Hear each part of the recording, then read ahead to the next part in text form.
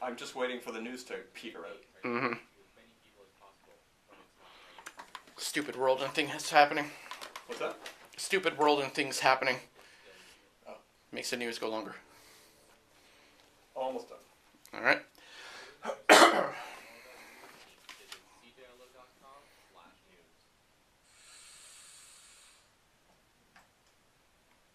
we go.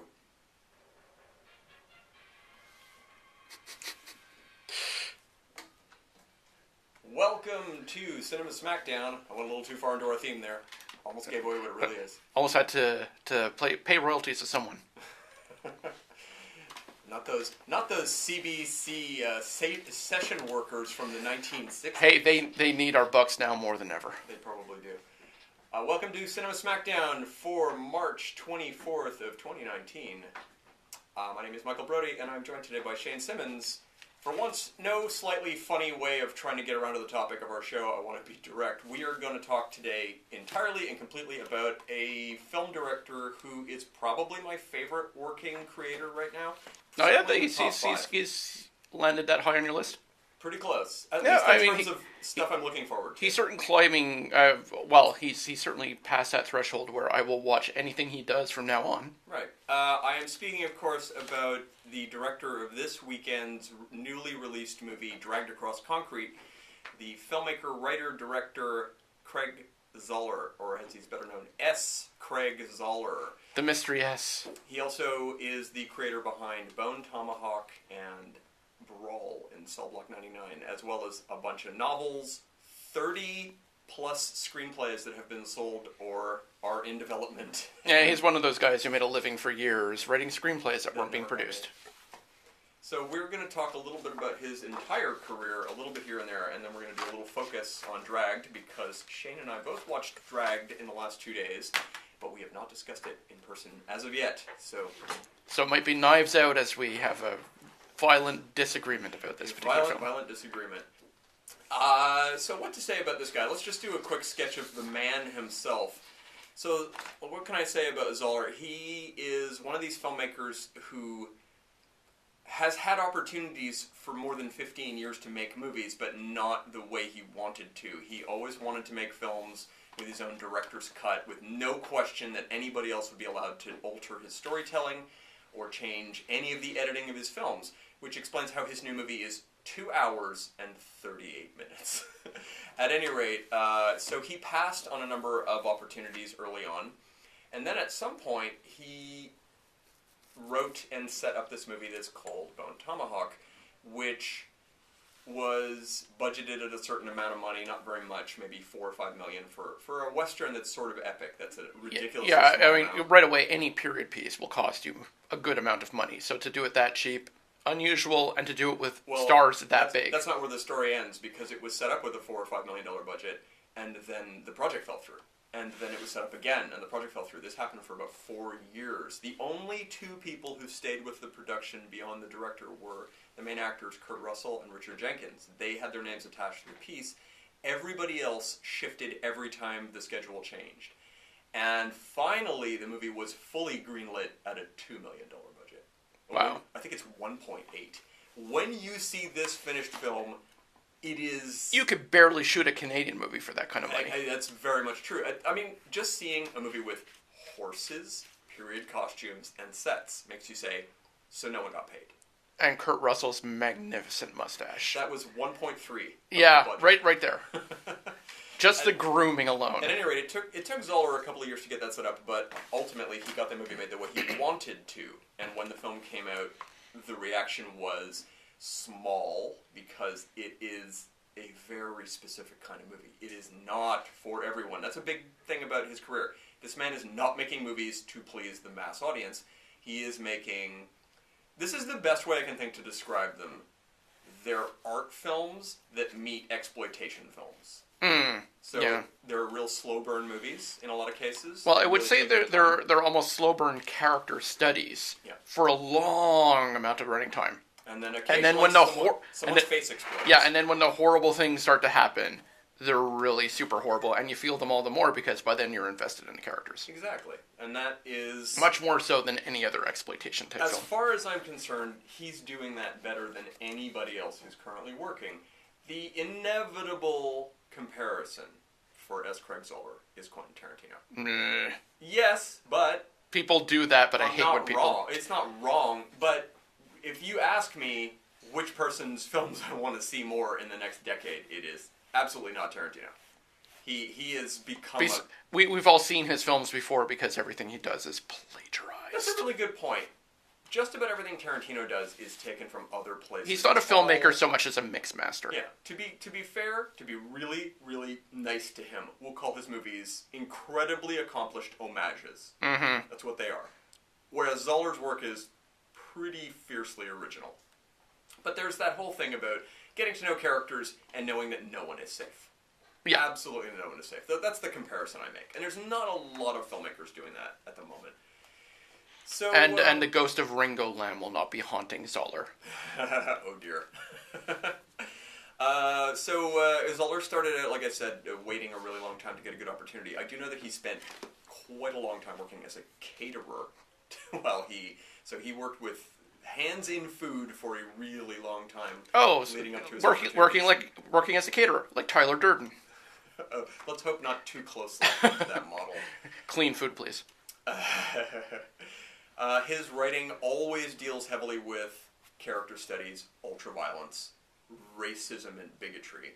Every single piece, I think, without exception, has at some point a character. And let's be clear here: there was always someone schooling someone else on how. Yeah, dude, that's just not cool.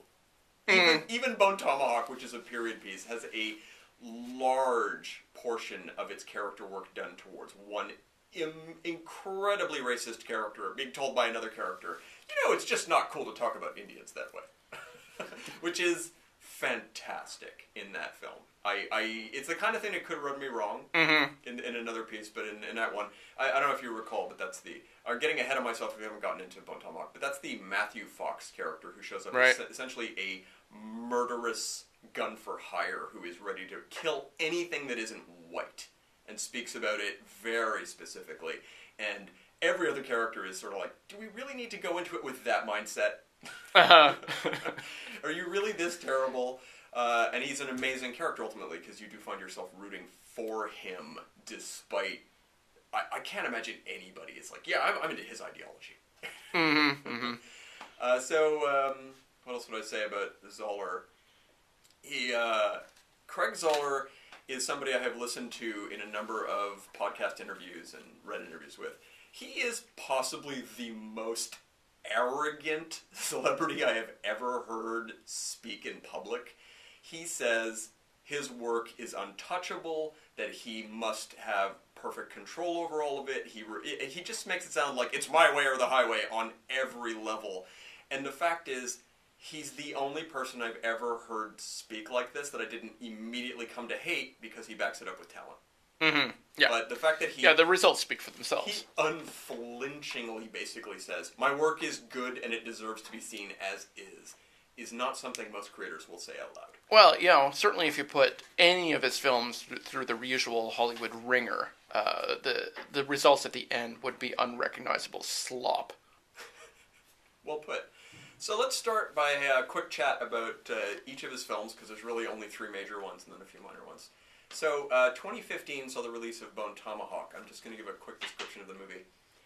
An 1890 sheriff, played by Kurt Russell, and a posse strike out to a craggy, godforsaken terrain to rescue 2 people from a clan of cave-dwelling cannibals. That's not a terrible description of the movie, but it makes it sound like an action-packed adventure ride, whereas it is a calm, plodding character piece. And a gruelingly painful road movie. It's gruelingly painful mainly because one of the characters who sets on the adventure starts the movie with a broken leg. And every step of this journey is him either feeling that break or even sitting on a horse just being incredibly pained. Yeah, it's Patrick Wilson. His wife is one of the abducted. She's the key abducted the key abducted character. It's why he's going on this hunt no matter what, even though he's already laid up with a broken leg. Exactly. And you feel every inch of the journey he takes. And at a certain point, they can't ride horses anymore and literally need to walk. And It's quite a distance. It felt more epic to me than Lord of the Rings did, in terms of getting somewhere by foot. Yeah, I'd rather be a short hobbit trying to go a long way than a practical wheels done on a broken leg. Exactly. And there are multiple scenes in this movie where they must take care of his leg, and those scenes are beyond excruciating. The director knows how to make you feel things for his characters, no question. What else can I say about it? Here's the thing about S. Craig Zahler and where I came to be an appreciator of his work. This movie features many calm character scenes. In any other film, these scenes would be cut. And it turns out they're the thing I care about the most. In fact, all of his films are punctuated by these quiet moments that in any Hollywood mainstream movie would be edited out, found on a deleted scene reel somewhere, and wouldn't make any sense out of context. And my very favorite of, I think, any scene he's ever written, and it's a simple little scene, is the campfire scene in Bone Tomahawk, where Richard Jenkins and Kurt Russell are laying on their sleep rolls, what do you call those? Bedrolls? Bedrolls. They're laying on their bedrolls, staring into the fire, and Richard Jenkins turns to Kurt Russell and says, for no particular reason, he says, do you know what I think the very best thing in the entire world is? It's taking a bath. And Kurt Russell, sort of half-interested, says, oh, you don't say? And Richard Jenkins says, here's the thing. There's nothing I like better, nothing in this whole entire world, than just soaking in a tub for hours. But it gets so damn boring. So I thought to myself, maybe I could read a book in the bath. That would make this an even better experience. But the problem is, no matter what I do, no matter how I try to do it, I always seem to get the book wet, which ruins it for me. He says, and I just can't figure out a way to make this experience fully work for me. And Kurt Russell turns to me and he goes, hey, I have a thought. Why don't you go down to the hardware store and get yourself one of those music sheet holders? I think that's what he says. Yeah. Like what would you call that device? Oh. Anyway, a metal arm that will hold the book in place while you lay in the bathtub and can easily turn pages and everything will be held there. And Richard Jenkins says, well, I don't think I've ever heard a better idea. When I get home from this journey, that is the first thing I'm going to do. And you just know there's a pretty good chance with this tiny little happy detail, odds are this man's not coming back. That none of them are. That this really is that kind of journey. It's a. And he's one of those filmmakers where really all bets are off. Yes. You don't know who's going to make it in any of his films. Me saying he won't make it doesn't mean he doesn't make it. Really, you have to watch the film to know, but you'll have that sense. He gives you reasons to care about people's survival, so if anybody doesn't make it, it's always a tragic loss. At any rate, speaking of tragic losses, let's lose 2 or 3 moments of our show to this little ad that we're about to do. Alright, here we go. Craig Zahler did not write it. Craig Zahler did not write the following 2 commercial breaks. It was a little lumpy in my delivery, but I kind of liked what I had to say. The ad thing. Right. I would have liked that to have gone a little better. Oh well. Another moment lost to time. Although the show's going well. I like what we're saying so far. So we're at 1:15. I don't want to keep a clock handy because I know you always lose track of where we are in the show. I do. Well, sometimes it's a good idea to know. I do. The commercial breaks tend to tap at the same time. I like to confirm that just towards the end how much information we have to dump. I mean, myself, I know that based on certain things, like I'd like to start talking about Dragged Across Concrete around halfway. Okay. So that if we talk about that for 12 minutes, then we'll still have... Yeah.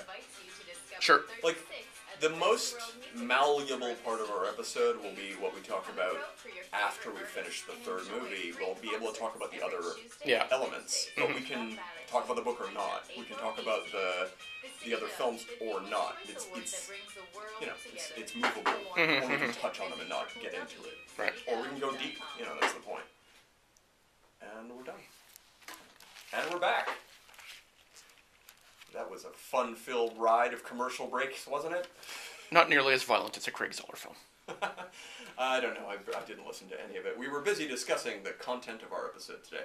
So, I just mentioned my favorite moment of Bone Tomahawk, and perhaps of all of Zahler's films, this completely throwaway scene where Richard Jenkins and Kurt Russell have a quiet discussion about ways to keep yourself happy while in a bath.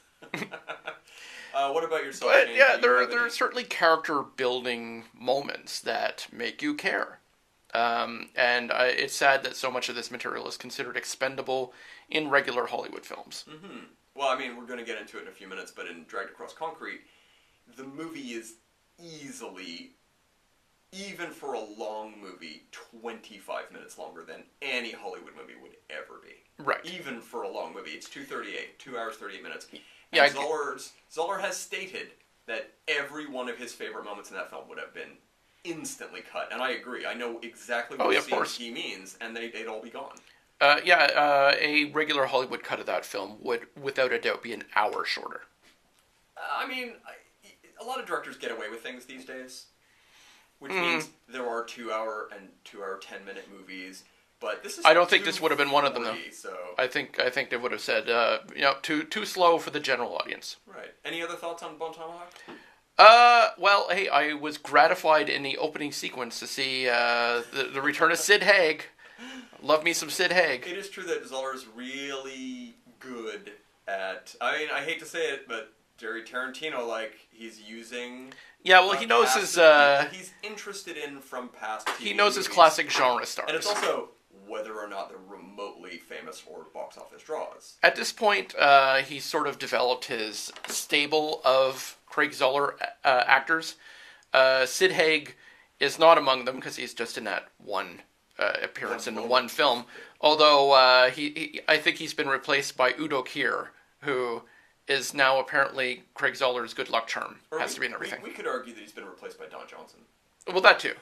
No, but hey, Don Johnson isn't in Puppet Master, The Littlest Reich. So, are any of the players in Puppet Master? Udo Kier. Oh, correct. Right, he is the key Nazi scientist character who does all the bad things. But we're not going to talk about Puppet Master Littlest Reich at the moment, as it is not a pure. No, it's not a no. We may get to it at the end if we have time. All right, well, let's move on to 2017's Brawl in Cell Block 99. Again, I will give a short description of the movie because it's a little hard to know what it's about unless you have a little bit of a synopsis. Yeah, it's sadly a little obscure for most people. Not a lot of people know about this film. Yeah, but that's the fun of being able to introduce people. Oh, certainly. And as his work goes forward, people will rediscover everything, which is always nice. So this is what Brawl in Cell Block 99 is about this. A blue-collar type named Bradley Thomas, played by Vince Vaughn, loses his job as a tow truck driver and takes work as a drug mule for local lowlifes. When he's imprisoned, his former associates kidnap his pregnant wife and order him to assassinate an inmate who happens to reside in the worst section of the worst prison imaginable. That's not a bad description. Not bad. It's a very paper-thin sketch of what that movie is. What is amazing about Brawl in Cell Block 99 is the structure of that movie for me. So, structurally, there are 3 parts to the film. There's a 45-minute segment of this movie where we see a man live his life. Now, we know that this is a prison movie. It's called Brawl in Cell Block. There is no question. You spend a better part of an hour wondering, when is a prison going to play into this? Exactly. So you get to hang out with this guy, learn about his hopes and dreams, see his future, find out that his wife... so many details about his wife I do not want to talk about because they're fascinating in that they go against the very grain of what screenwriting courses will teach you. The way that they make you care about these characters is wholly original.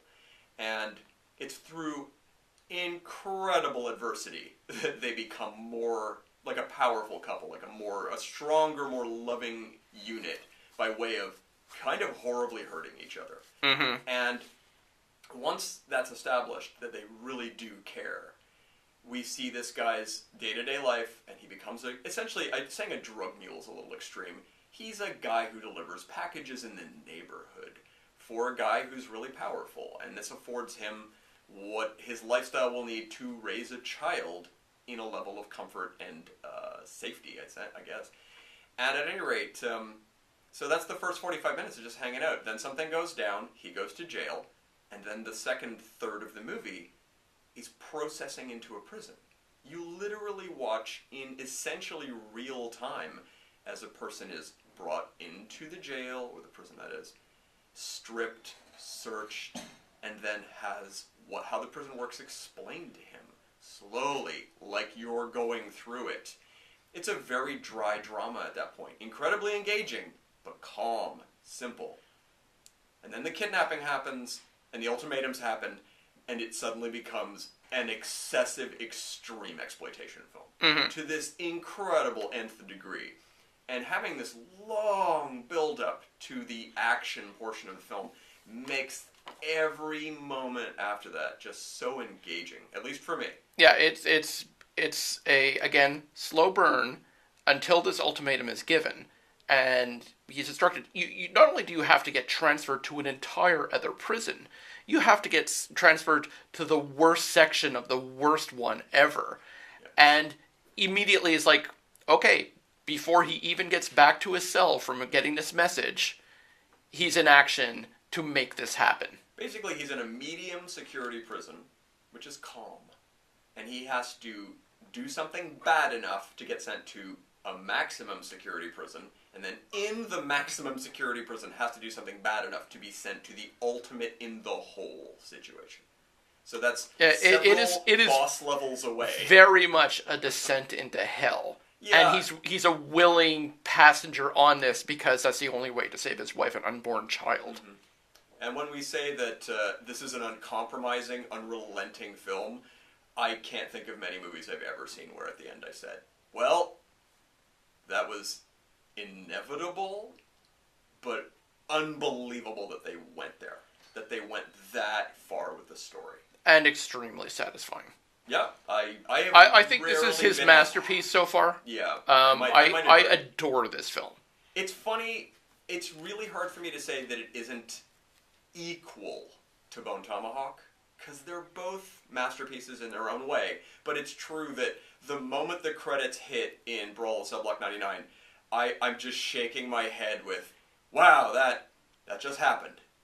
That underlined the word "that" just happened. When I saw Bone Tomahawk, my reaction was, that was really good, really uncompromising, really interesting. But, I didn't become a fanboy. Mm-hmm. This turned me into the fanboy. It's like, I will follow everything you do. Yeah. It's that moment. And also, it won me over. It's like, oh my god, Vince Vaughn can act. Because I just always thought him as light comedy guy. That's a really good point. And he vanishes into this character. I'd say from the first moment he steps out of the tow truck at the beginning of the movie, and you see a huge tattoo on the back of his head, and you see his posture, his presence, you forget he was ever in a comedy, that he ever could have been. Yeah, you forget you've ever seen him in anything. Yeah.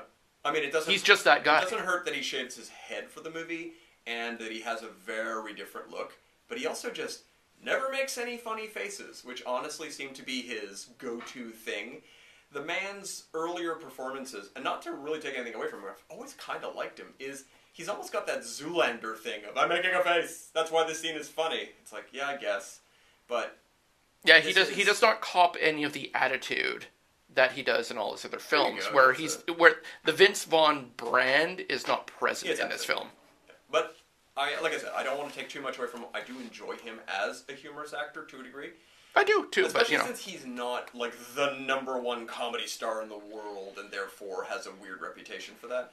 Like, he's always been a second banana type, but I've liked it when he's kind of...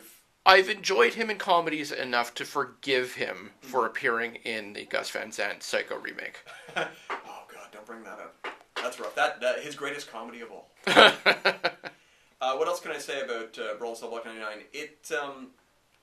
What would I say about it? It has possibly the single most credible threat I have ever heard lobbied against a character to tell you, if you don't do what we are asking, we are going to hurt the people you love.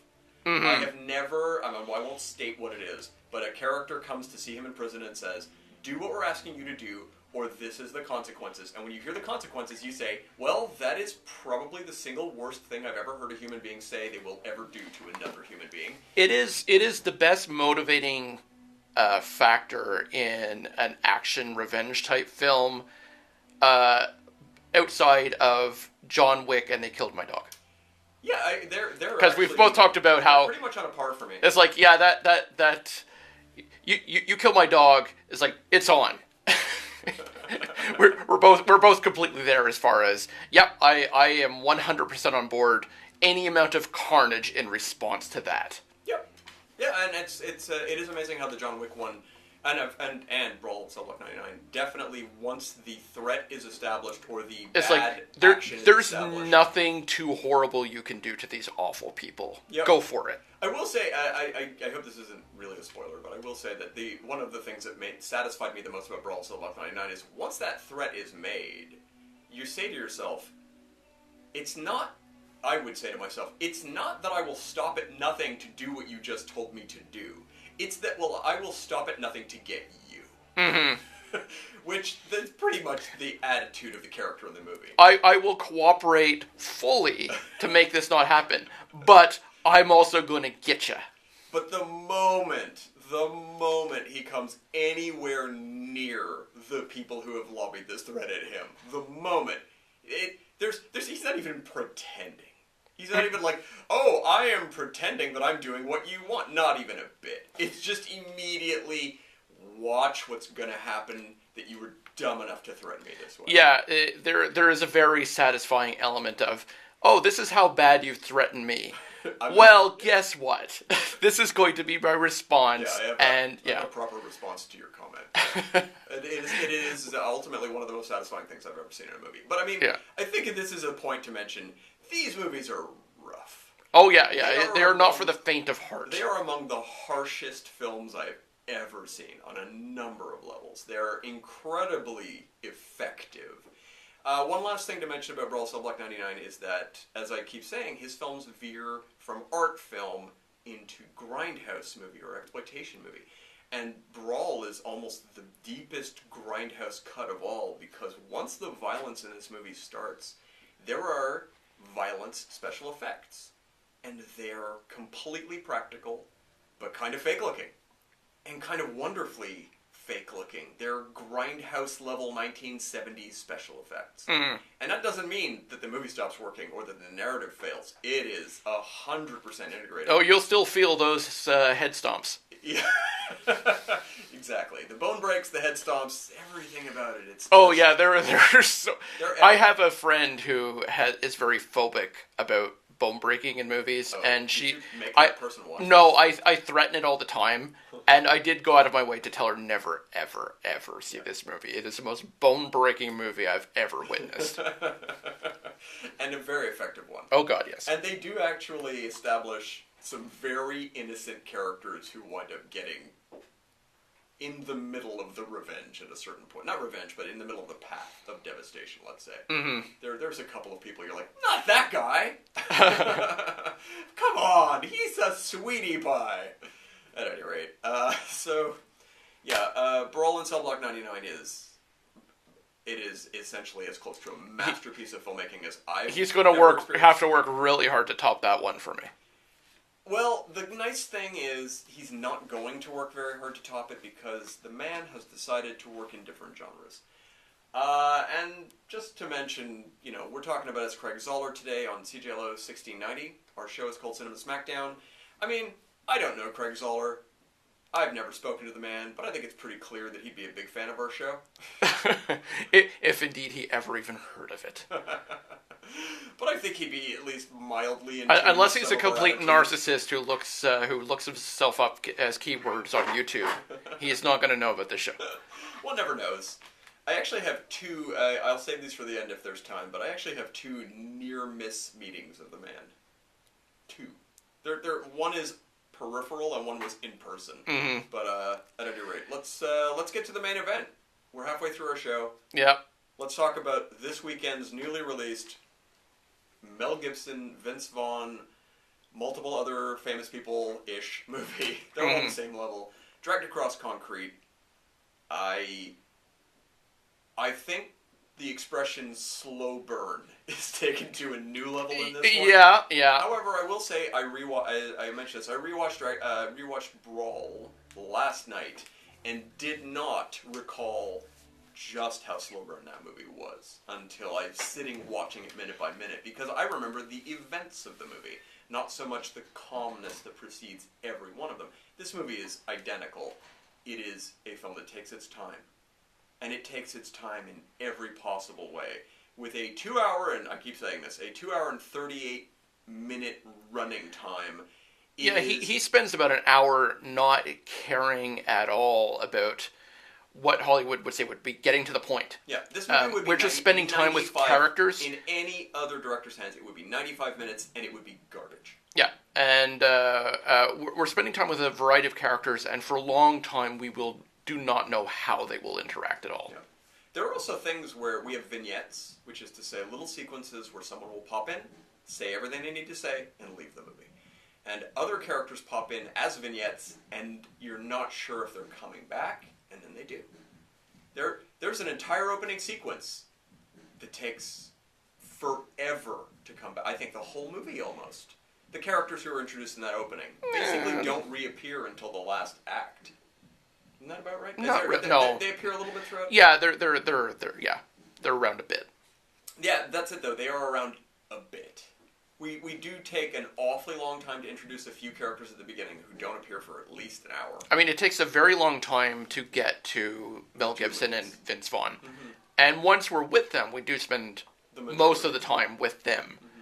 But boy, does it take a long time for them to arrive. Well, we were well into talking about it, but I am going to do the little synopsis for the movie. Sure. So, Dragged Across Concrete. 2 policemen, one an old-timer, played by Mel Gibson, the other his volatile younger partner, played by Vince Vaughn, find themselves suspended when a video of their strong-arm tactics becomes the media's cause du jour. Low on cash and with no other options, the 2 embittered soldiers descend into the criminal underworld to gain their just due, but instead find more than they wanted awaiting them in the shadows. Again, not a terrible sketch of the movie, but yeah, it misses a lot though. Of course, I mean, that was the longest of all of the descriptions I've read, and it probably says the least about the experience of watching that movie. Yeah, in other hands, I mean, this would be, we've seen a 95-minute cop thriller. Yeah, we've seen cop thrillers before, where it's like, hey, let's do a criminal thing to make some cash. None of them do the amount of legwork that this film does to make you understand why. Very true. And who these guys are. Actually, here's a very good point about all of Craig Zahler's work that really works for me, is that all of his movies feature characters who are thinking. Now, when I say that, what I mean is people are presented with questions, situations, they have obstacles to overcome, and you can literally spend enough time yourself trying to reason out what the next thing they're going to do is. The movie lets you put yourself in that place. There's always enough breathing room to say, how will this person react to this? What are they thinking? And this movie has an awful lot of that. An awful lot of scenes in which characters are heading towards something and then realize, that's not what we thought it was.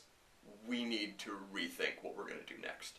There's an awful lot, and probably the most I've ever seen in a single movie, where characters have one goal, but as they take each step, realize they have to rethink the next part of their, let's call it an adventure, but that's not a great way to put it, their torturous journey towards an inevitable end. But, I mean, it definitely is a movie about 2 cops. It's funny, when you hear any description of this film, it sounds like these are 2 dirty cops. Yeah, and they're not at all. On their way to do more dirty cop things, and that's not it. These are 2 very upstanding, completely clean, but if they need to hurt a drug dealer during an arrest a little bit, it's like, well, that's the street. Right. But they painstakingly go out of their way at the beginning of this movie to show you them collecting a giant amount of valuable evidence that they don't touch. And that really meant something to me, that they showed that. And then as the movie goes on, they show you that, like any humans, they have needs, they have desires, more desperation needs, that are not being fulfilled by them having their jobs. And that, in fact, by being suspended, they're going to have 6 weeks without pay. 6 weeks without pay. This may, in fact, cripple both. And it's a bad time for both of them to have this suspension. At any rate, so they sort of come up with maybe we should keep our eyes open for anything bad happening that we can take advantage of. And then we follow them on that journey. again, to a nice Udo Kier cameo. Yes. We go from a nice... Udo gets his one scene. We get a nice Don Johnson cameo that leads to an Udo Kier cameo. Yeah, they both get one scene. I will say that I have always enjoyed Don Johnson as a character actor. Never as a lead. I'm not a Miami Vice fan in any way, shape, or form. Nash Bridges made me upset. Come on, A Boy and His Dog. But when you go back to his early work or his later work, he has, in the last 10 years, made tiny appearances in a number of films and TV shows, and he's great in all of them. Probably never better than he's been in Brawl and Slog 99. Right. That's the greatest role anyone could ever give you. Just I'm the warden of this prison, and I carry a 45 wherever I go. Yeah. Yeah, specifically, I am in charge of the worst of the worst of the worst. And I behave accordingly. Yeah, and I have a code. Yeah. Tough but fair. Tough but... tough but fair. That would be definitely one way of putting it. So, one thing I wanted to talk about in regards to Dread Cross Concrete, and again, I hope this isn't too much of a spoiler, because I'm not going to get into specifics, but there's a thing I like to call the Cujo scene. Now, if anybody... It's not the movie. The movie Cujo doesn't touch on this. The novel Cujo by Stephen King has an entire chapter about a postman. Have you read the book? I have, but it's been so many years I do not remember the chapter about the postman. So there is a chapter about a postman. You're reading this book. It touches on the dog aspect. There's violence. There's scary things. And then we segue into this little story about a postman, and it's just this endless chapter about him living his life and having his issues and walking around and his feet and his job and his pension and his wife, and it goes on. Is this postman named Tom Bombadil? Sounds like one of those asides that should be cut. The postman story goes on, and just when you're really questioning Stephen King's sanity, as I always do, the dog leaps out and bites his head off. And you realize you've just read 24 pages about nothing just to get to a gag or a payoff, a huge payoff. This movie has maybe the best Cujo scene I've ever seen in a movie. Yeah. It's delightful. It's too much of a spoiler to talk about. That's all here. I'm going to say. I want to talk to you at length about this after we're off the air. Yeah. But it is really effective. It could almost be in another movie. And it's just... Could almost be a movie unto itself. Exactly. And it is the first thing they would have cut if this had been a studio film. True. Well, that would have been cut at the script phase. By the way, just to let you know about the production of this movie was made... Dragged Across Concrete is Craig Zahler's first R-rated film. Every other movie he's released has been unrated. Yeah, and I was really worried when I heard that because I thought, oh, this is going to be the compromised violence version. It's like, no. No, it in no way feels so. Well, no, unbelievably harsh things happen in So this here's film. what happened. Craig Zahler got a budget for this film, and he got director's cut, which meant the movie could be 17 hours long if he wanted it to. But he turned in a 2:38 cut, and the studio said, we'd really like a 2 hour and 10 minute cut, which is still a long movie. Mm-hmm. And he said no. So they pulled the theatrical release.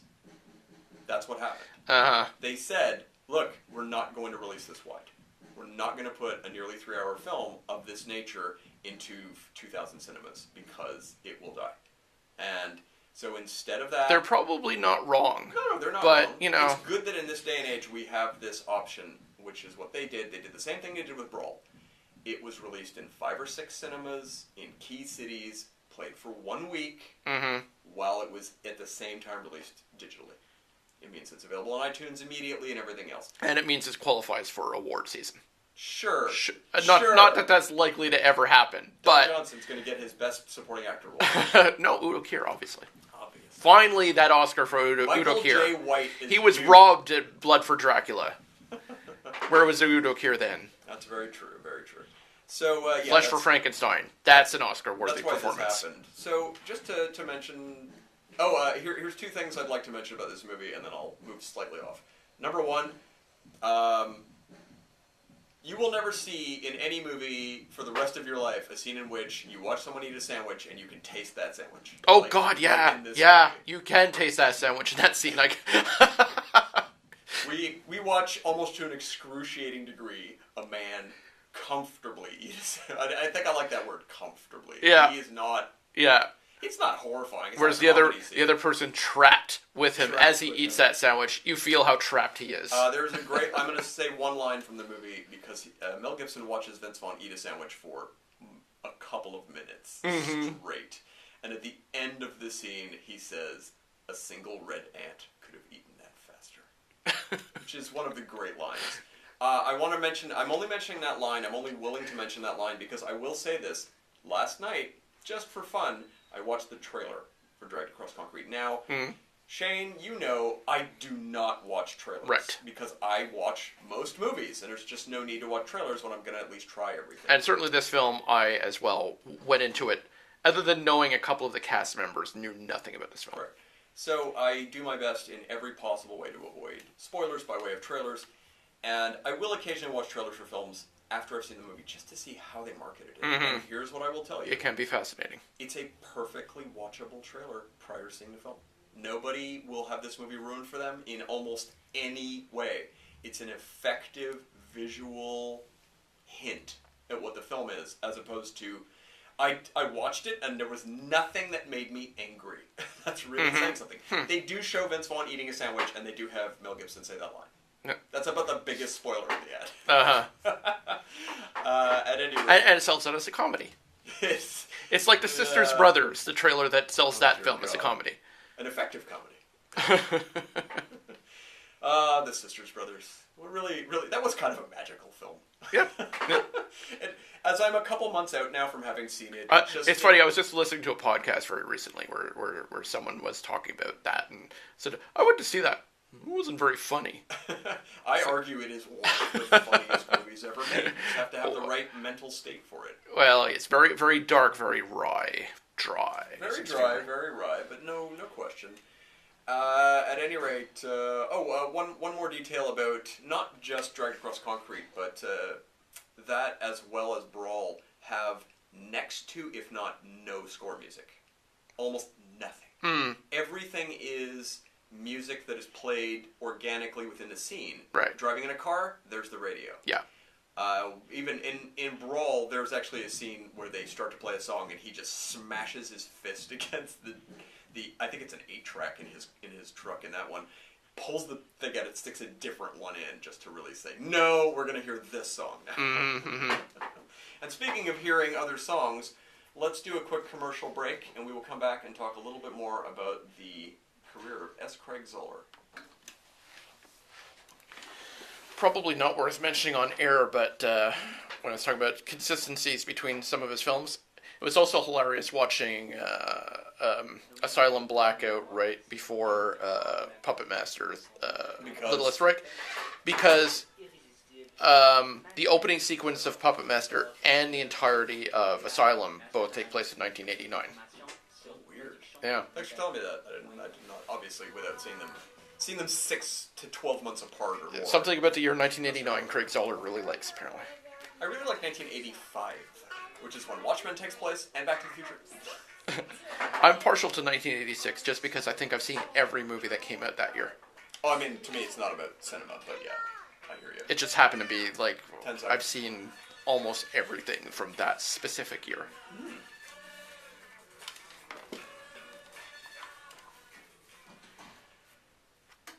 This is Cinema Smackdown. I'm Michael Brody. I'm joined by Shane Simmons. We're talking about the career of S. Craig Zahler, who is arguably the filmmaker whose work I'm most looking forward to going forward. And he's kind of the new Coen brothers for me. Yes. I mean, entirely different sensibilities. Yes and no. I think there's comparable as far as like early career Coens versus early... Well, this isn't really early career Zahler, but it's now suddenly Craig Zahler as writer-director. And people recognizing, like major Hollywood players recognizing, this guy's really good and interesting, and yes, I will appear in his film at a very cut rate. Yeah, 0. I will take no money. Scale probably. Yeah. So I wanted to mention this about Zahler, and it will build to me telling you what his new film is, which has been announced. Okay. So, what I like about his career and saying he won't really top Brawl and Subblock 99 is he's not going to make another movie in that vein for quite a while. So he started off making a Western picture. Then Western horror film, really. Sure, but I'm just saying general genre. I'd say all of his movies have horror elements. Yeah, sure. Oh, yeah. Well. So the lesser would be dragged, but there's still certain... No, I will say that there's a point where crime films where the violence and nastiness of it crosses a line into horror, and he certainly is willing to cross that line. Oh yeah, one last thing to say about Drag. Geez, no, you know what? I'll hold it. I was in the middle of a thought. My thought was he's made a Western, he's made a prison film, he's now made an in-depth cop movie, and his next film will be a children's film. I was going to say, it's Babe 3, Pagan Prison.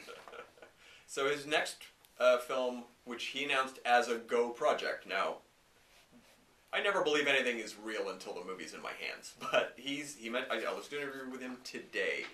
He released a novel this year called Hug Chicken Penny. Where is the rest of that title? The Panegyric of an Anomalous Child. The film will simply be called Hug Chicken Penny.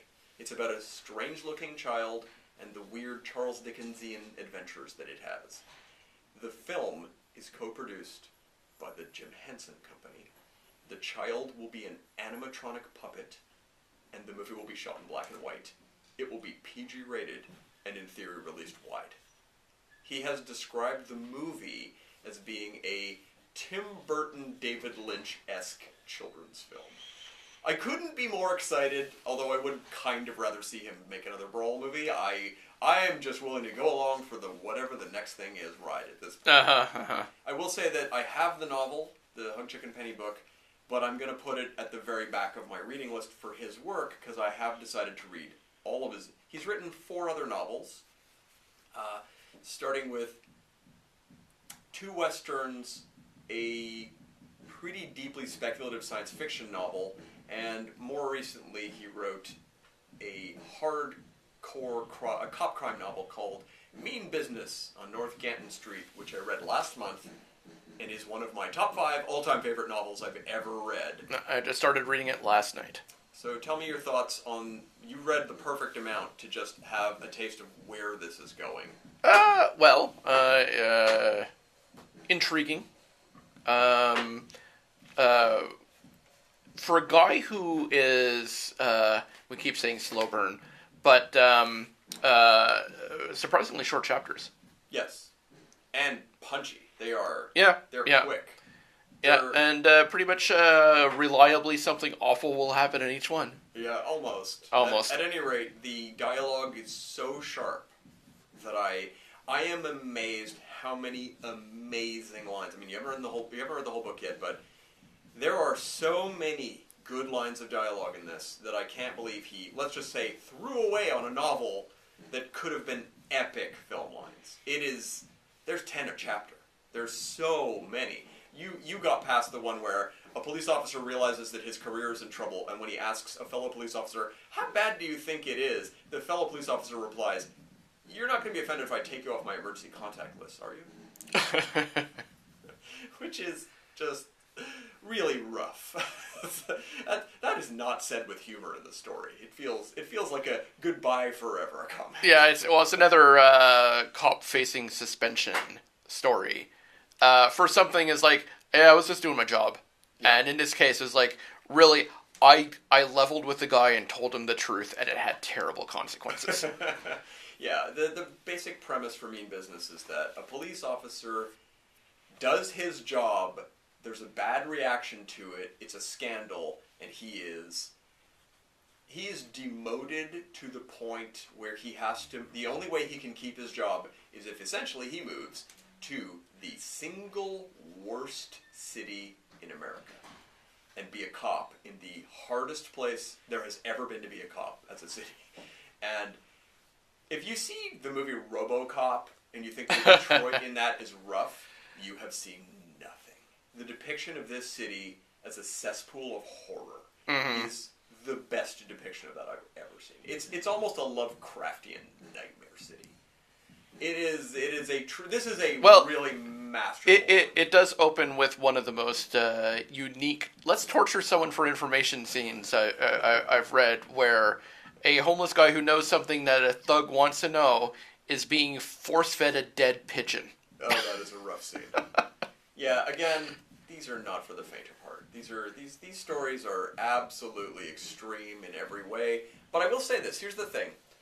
There's a balance when you tell stories. I have read much, much rougher fiction and I've seen much rougher films, but I don't care about them because at a certain point of characters being mauled and hurt and... Yeah, there's a saturation point. Where you give up. You just say, I don't care anymore. But Zahler is a master of finding the perfect line where I am desperate for people to make it out of situations and I'm obliterated when they're hurt. He kills me in nearly every story. There's something that happens. It's not like they're relentlessly violent. There's so much downtime where we just spend really quality screenwriting time with these characters to truly appreciate who they are. It's a bit of a Game of Thronesian as far as okay, congratulations, you've made me really, really care about this character, and oh my god, what did you just do to them? I would definitely say I prefer Zahler's films over Game of Thrones, but I do appreciate a lot of what you're saying about Game of Thrones. There is certainly that element.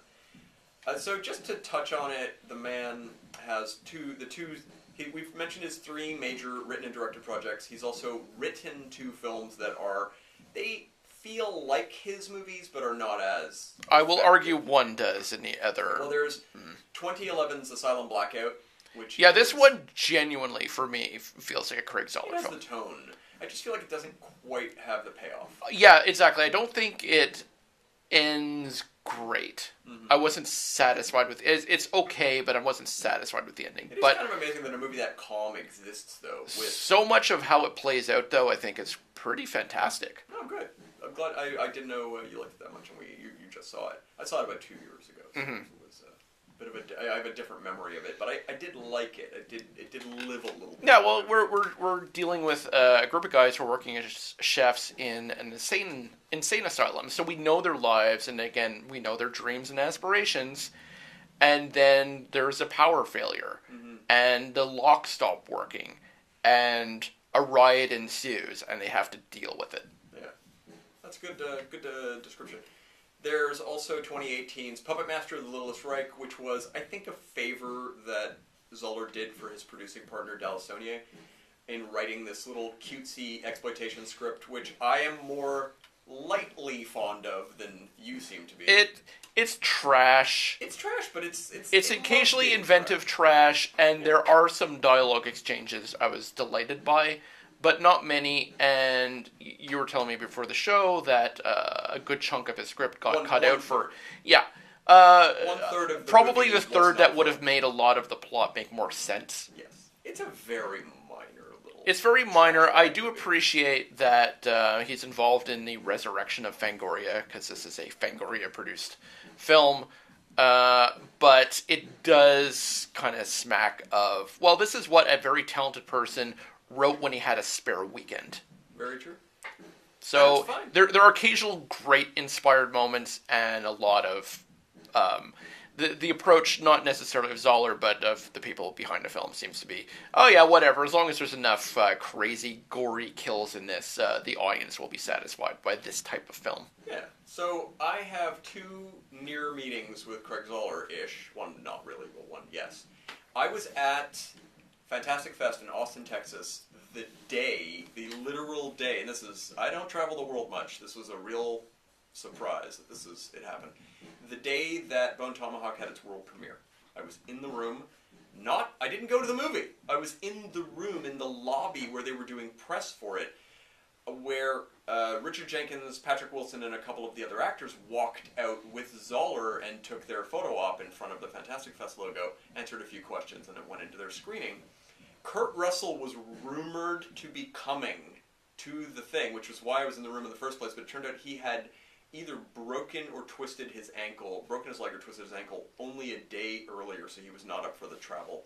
And so at the last minute they announced, sorry, no Kurt Russell. I just want to see his mustache in person. But at any rate, I was a couple of feet away from Craig Zahler. Having never seen his movie, having never heard of the man up to that point, he stood there with his slicked back hair, ponytail, and incredibly arrogant posture and seemed like the biggest douchebag in the world to me. The last thing I would have ever done is spoken to this guy. He just exuded this kind of irritating feel, like a guy in high school who thinks he's got the world by the balls. One of those people. I had the worst vibe from him. It is amazing that a couple of months later I saw his movie and realized I'd missed this massive opportunity to meet arguably a genius of filmmaking, somebody that I would have been delighted to get a real opinion from at the time. And the second time you met him was when you were rooting through his trash looking for mementos for your scrapbook.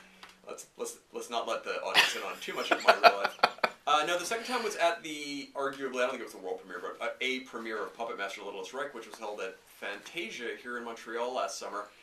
I saw the film, and Delassaunier was there. He's the producer of all of Zahler's films. He's the money, I think, behind all these movies, and the one who lets Zahler make these movies without being edited, being compromised.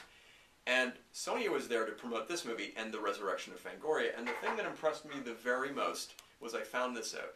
This impresses me the most of anything I've heard in business in the last 10 years.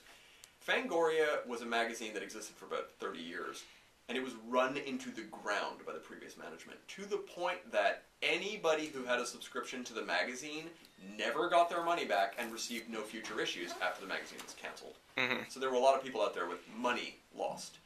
When Delassaunier purchased the Fangoria brand, the first thing he did was announce that all previous subscriptions would be honored, and that in fact they had no way of accounting for this because they didn't have the previous books. So he basically said anyone who writes in and says they got screwed gets a 1-year subscription for free. That is essentially the most honorable thing I've ever heard. It's good advertising in too. Any kind of business. If it might be worth it to give away a year's worth of free magazines to people. He was in the room promoting Puppet Master Littlest Reich, and I forgot he was Zahler's producer, even though Zahler had written this movie. And it never occurred to me to go and have a chat with him. And at the end of the screening, he literally just stood in the back of the room waiting to say hi to people and talk about it. And you brushed him off. And I walked right past him. So that's my second S. Craig Zahler near miss, essentially. Just pretty funny. We've got about 40 seconds left. I will mention that in 2006, Craig Zahler had the #1 position on the blacklist for a script called The Brigands of Rattle Creek, which is essentially why he has a career now. The blacklist is a list of best unproduced screenplays. And that movie has been announced as a Go Picture, being filmed in the very near future by Park Chan-wook. Of Old Boy fame. Old Boy and my personal favorite, Stoker.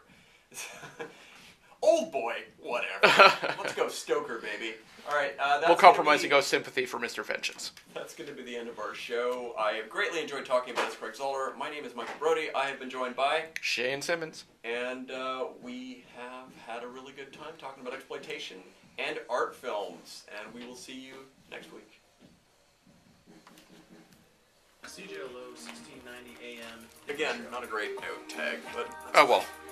I don't feel too bad about it. You can save it for our all David Toohey episode. We should do that. We should. Good point. We should do more focus I on. actually really liked all the content we had in this show. Yeah, well, if we're ever stuck for ideas, we should. I talked a little more than you did, and I feel a little better. That's okay. Well, you're more the Zahler superfan than I am. I mean, I'm really. You don't feel a little? No. Look, I'm a superfan, but you've done. I've done the research of the podcasts and the interviews. You've also finished his. How many of his books have you read? One. Just one. Okay. I read the first chapter of Hug Chicken Penny, which has kind of an excruciating scene of a woman climbing a tree in the first 10 pages. Sort of like, I get it. She climbs a tree. Just get her in the house. But how injured does she get climbing the tree? Because it's Zahler. A little. It's just a scene that's just. It's just a description that goes on too long. Doesn't have a madman using a potato peeler on her. It's she rings the doorbell of her friend's house, who's pregnant, and it's no answer, and she's like, that's not good. So she tries to get in, can't, and realizes there's a window open high up, so she climbs the tree to get in the window. It just takes way, it's just like, I get it.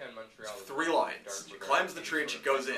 Like, no matter how many fancy words you use in 19 paragraphs, I know where this is going unless I'm wrong, and I'm not.